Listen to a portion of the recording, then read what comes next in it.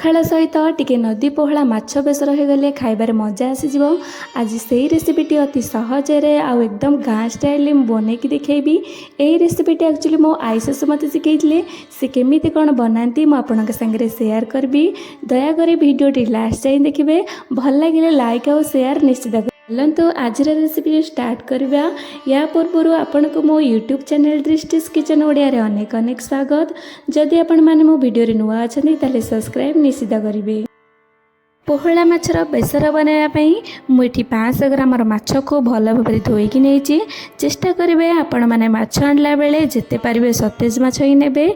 या द्वारा माछ बेसर आमर बहुत ही बढ़िया लगी था। प्रथमे माछ भाजापी से स्वाद अनुसार लुण और हलदी को भल भाव घोल किसी समय रखीदे को सांगे सांगे आप छाणी पारे। जेहेतु मो पाखे समय थिला तेणु हलदी भल भाव माछरे मिसी जाई थाए।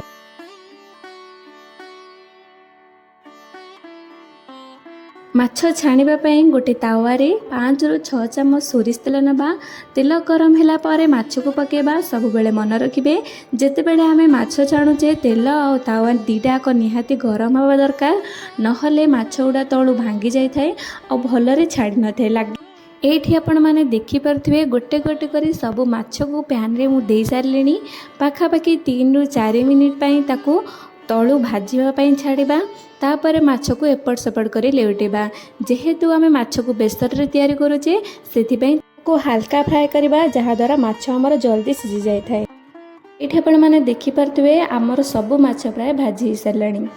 बेसर बनवाई गोटे बड़ पियाज को काटिकी नहीं। आउ गोटे मीडियम साइज टमाटो को काटिकी नहीं।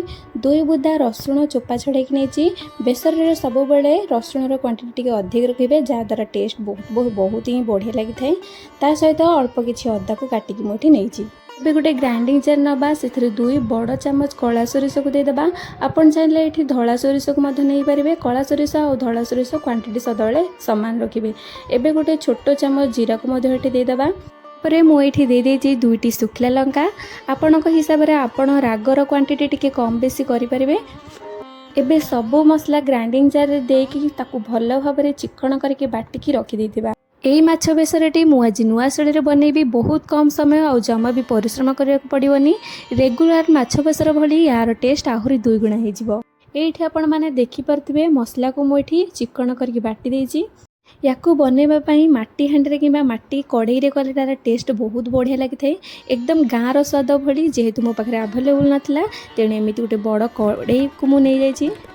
तापर गोटे गोटे माछ को कड़ई दे देछि। कड़ई रे माछ देला बेले सब बेले एमती छाड़ी छाड़ी करके देबे। एठी आपण माने देखि पारथिबे मु माछ को सब एमती साइज करके रखी देछि कड़ई भितरे। जेहेतु माछ बेसर कला बेले आ जमा भी हमर उल्टेबार नाही सेथिपई याकू एमती छाड़ी छाड़ी करके देबे। या द्वारा माछ हमर जमा भी भांगी न थाए। बहुत ही सुंदर भाबरे रोसई सरला बारे बाहरी थाए। या भितरे हमर मसला को मध्ये एठी देई देबा।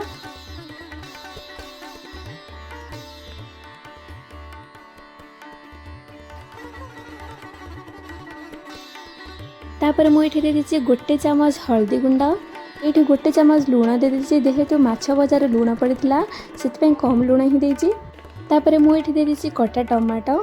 ये माछ बेसर मेन इंग्रेडिएंट को देदेबा जोटा कि तेंतुली रस। तेंतुली रस को आप जमा भी स्किप करेंगे निहाती ही ऐड करेंगे। पर मुझे देछि कंचा सोरिष तेल। सोरिष तेल क्वांटिटी सब अधिक ही रखिए। जेहेतु आम मसला को जमा भी कसौने से यार क्वांटिटी अधिक रखा। एबे देदेबा 2-3टी कंचा लंका। एटा ऑप्शनल अच्छे आपण चाहे न नहीं पारंती। एबे माछ आउ बेसर को भल भाव हाथ में गोलेबा जेमिति मसला सब माछ सांगरे सेट हो जाए। तो माछ हमर हल्का भजा जाए तेणु यही प्रोसेसटी कला बेले सब केयरफुली ही करेंगे नहले माछ हमर सब भांगी जाई थाए। ये देखिपे माछ हमर भलरे गोले हो सारे। एबे चलतु नेक्स्ट प्रोसेस को जीवा। एबे बेसर और माछ सिझापी गोटे ग्लास पानी दबा। आपन चाहिए जितकी ही झोल रखिए सेतिकी ही पानी देबे।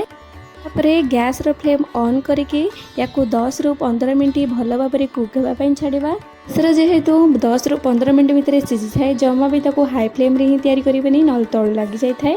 कुक होबार 10 ରୁ 15 मिनट प्राय हो गलानी। एबे चलतु चेक कर एठी आपण मैंने देखिपे मसला आमर बहुत ही बढ़िया से सीझी जाइए आ बहुत ही बढ़िया बास्ना आस मैंने देखिकी ही जापे यहाँ केते ही टेस्टी होती जमा भी परिश्रम ए पड़ा ना जमा भी कष्ट करने को पड़ा ना देखो केते टेस्टी आ केते बढ़िया सुंदर भाव में सीझी जाइए आ बास्ना सेमती ही आसूची को थरे एमती निहाती ट्राए करके खाइबे देखिए बहुत ही बढ़िया लगे आपन को जदि वीडियोटी मोर भल लगी थाए सब्सक्राइब करने जमा भी भूलें और सांग मान शेयर करेंगे।